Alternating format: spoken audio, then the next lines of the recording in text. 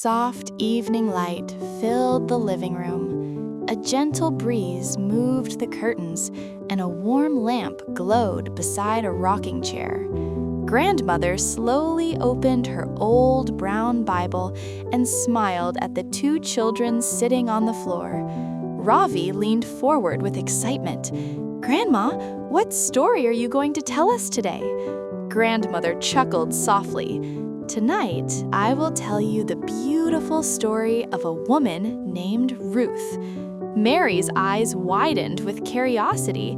"Grandma, is it a happy story?" Grandmother smiled gently.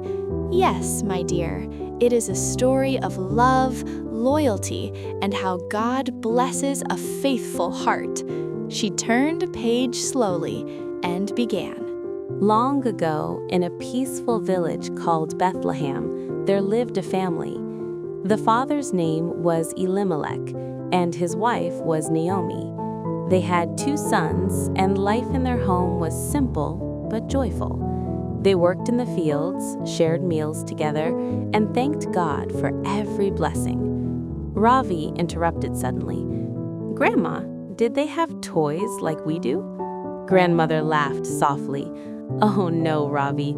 Children in those days played with simple things, stones, sticks, and imagination." Ravi grinned. "That still sounds fun." Grandmother nodded and continued.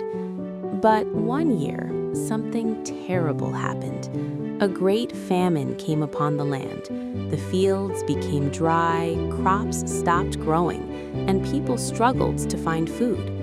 Elimelech looked at his family with worry and said, "We must leave Bethlehem and go to another land where we can find food." So the family packed their belongings and began a long journey to a land called Moab. Mary whispered softly, "That must have been scary." "Yes," Grandmother replied gently, "but sometimes God leads us through difficult journeys to prepare something greater." For a while, life in Moab was peaceful again. The sons grew older, and each of them married. One married a kind young woman named Ruth. The other married a woman named Orpah. Naomi loved both of her daughters-in-law, and the family lived together happily. But sadly, tragedy came again.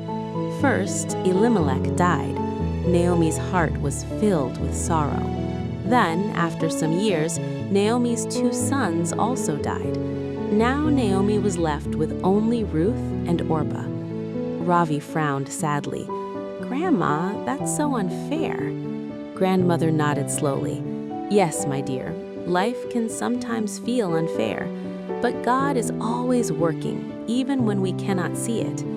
One day, Naomi heard that Bethlehem once again had food, so she decided to return home.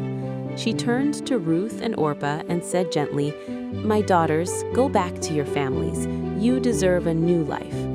Orpah cried, hugged Naomi, and returned home. But Ruth stayed. Mary leaned closer. "What did Ruth say, Grandma?" Grandmother smiled warmly and continued. "Ruth held Naomi's hands and said with love, 'Do not ask me to leave you. Where you go, I will go. Where you live, I will live. Your people will be my people, and your God will be my God.'" Mary sighed happily. "That's so sweet." "Yes," Grandmother said softly, "that is one of the most beautiful promises in the Bible." So Naomi and Ruth traveled together back to Bethlehem. When they arrived, they were poor and had very little food. But Ruth was hardworking. Every day she went to the fields to gather leftover grain from the harvest. Ravi raised his eyebrow. "Wait, they just picked up grain from the ground?" Grandmother nodded. Yes, farmers allowed poor people to collect leftover grain. It was God's way of helping those in need. One day, Ruth worked in a field owned by a kind man named Boaz. Boaz noticed Ruth and asked about her. The workers said, "She is the woman who came with Naomi, and she works very hard." Boaz admired her kindness and loyalty, so he spoke kindly to her. "Stay in my fields and gather grain here. My workers will protect you."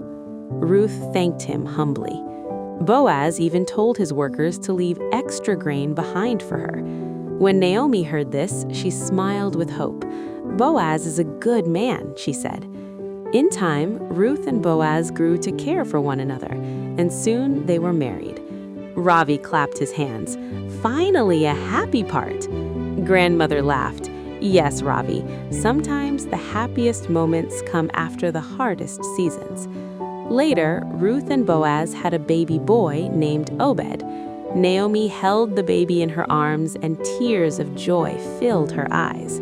The woman who once felt empty was now filled with hope again. Mary asked softly, "Grandma, why is this story so important?" Grandmother closed the Bible gently. "Because that little baby, Obed, became the grandfather of King David, and many years later, from that same family line, Jesus Christ was born." Ravi's eyes widened. "Wow, Ruth became part of Jesus' family?" Grandmother smiled warmly. "Yes, because God honors kindness, loyalty, and faith." She looked lovingly at the children. "So remember this, my dear ones. When you choose kindness, when you stand by those you love, and when you trust God, He can turn even the saddest moments into beautiful blessings." The children smiled and hugged their grandmother, and the quiet evening was filled with peace.